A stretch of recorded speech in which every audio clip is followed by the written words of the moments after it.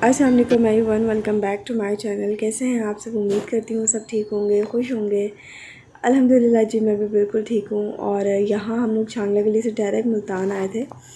एक last vlog रह गया था मेरे पूरे ट्रिप का, तो मैंने सोचा ये भी शेयर करते हैं, एक मेमोरी के तौर पर मेरे चैनल पर रहेगा ये व्लॉग। इस्लामाबाद हमें कोई डॉक्टर नहीं मिला, हस्बैंड को डॉक्टर को दिखाना था क्योंकि उनके दांत में बहुत दर्द था।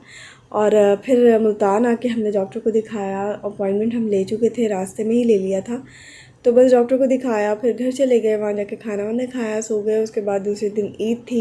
ईद वाले दिन थोड़ी देर बाहर गए हम लोग, और बाहर से ये पिज़्ज़ा वगैरह लेकर आए क्योंकि सुबह कुर्बानी घर पे थी। तो रात में मज़ीद गोश्त खाने का बिल्कुल दिल नहीं चाह रहा था। थकावट बहुत ज़्यादा थी और जिसकी वजह से नींद भी पूरी नहीं थी, और नींद पूरी ना हो तो फिर खाना खाने को भी कुछ दिल नहीं कर रहा होता।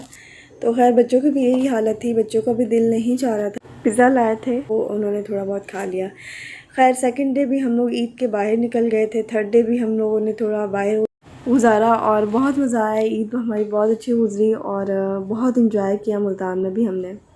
ईद के थर्ड डे हम लोग मूवी देखने के लिए गए थे, और मूवी मुझे थोड़ी सी बोरिंग लगी, बिल्कुल मज़ा नहीं आया मुझे मूवी देखते हुए। स्टोरी मुझे बिल्कुल मज़े की नहीं लगी।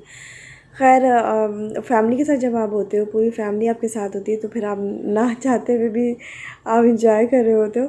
खैर इसके बाद मूवी देखने के बाद हम लोगों ने डिनर किया, और डिनर करने के बाद हम लोग घर चले गए थे।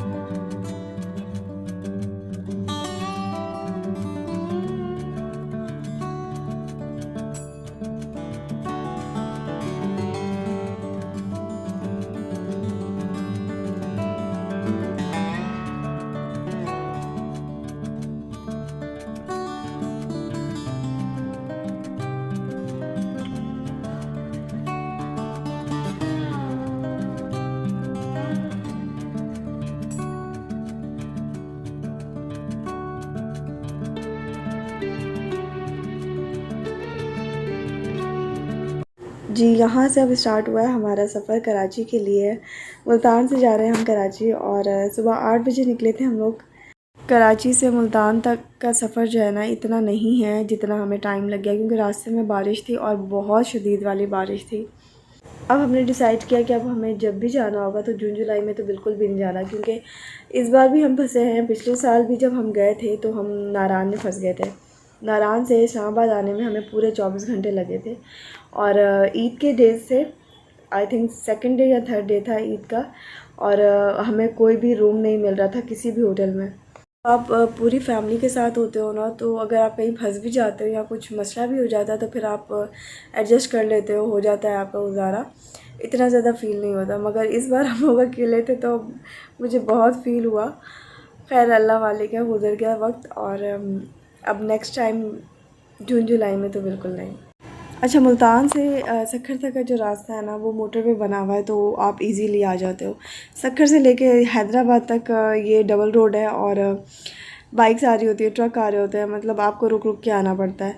तो इसमें थोड़ा सा टेंशन होता है। ये टेंशन भी हैदराबाद तक होती है। हैदराबाद से कराची तक का मोटरवे बना हुआ है, तो फिर वो भी ईजी रहता है।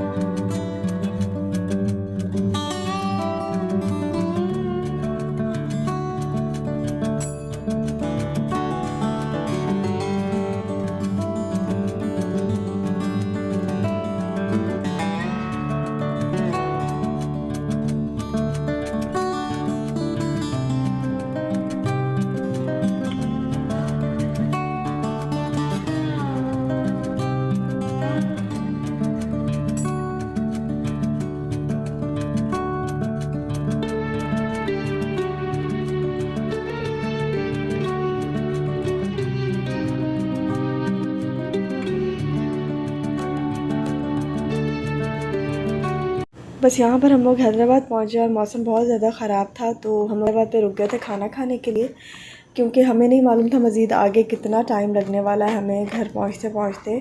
और रात को 2:30 बजे हम लोग घर पहुँचे। इस पूरे ट्रिप के बाद मैं सिर्फ इतना कहूँगी कि इंसान जितनी मर्ज़ी प्लानिंग कर ले, जो मर्ज़ी प्लान कर ले, होना वही होता है जो अल्लाह ताला ने आपके लिए प्लान करके रखा हुआ होता है। और मेरे ख़्याल से वही सबसे ज़्यादा बेस्ट होता है। और जिस वक्त हमारी प्लानिंग के मुताबिक चीज़ें नहीं हो रही होती, उस वक्त हम गुस्सा हो रहे होते हैं क्या हो क्या रहा है। मगर फिर जब चीज़ें सारी हो जाती हैं, सब कुछ सेटल हो जाता है, और फिर आप इत्मीनान से बैठ कर सोचते हो कि चलो जी जो हुआ बहुत अच्छा हुआ। मैं पहुंच गई हूँ यहाँ पर घर। और कमेंट करके ज़रूर बताइएगा आज का व्लॉग आपको कैसा लगा। चैनल को सब्सक्राइब नहीं किया तो जल्दी से सब्सक्राइब कर दीजिएगा। अपनी बहुत सारी दुआओं में याद रखिएगा। मिलती हूँ आपसे एक न्यू व्लॉग में, तब तक के लिए टेक केयर, अल्लाह हाफ़िज़।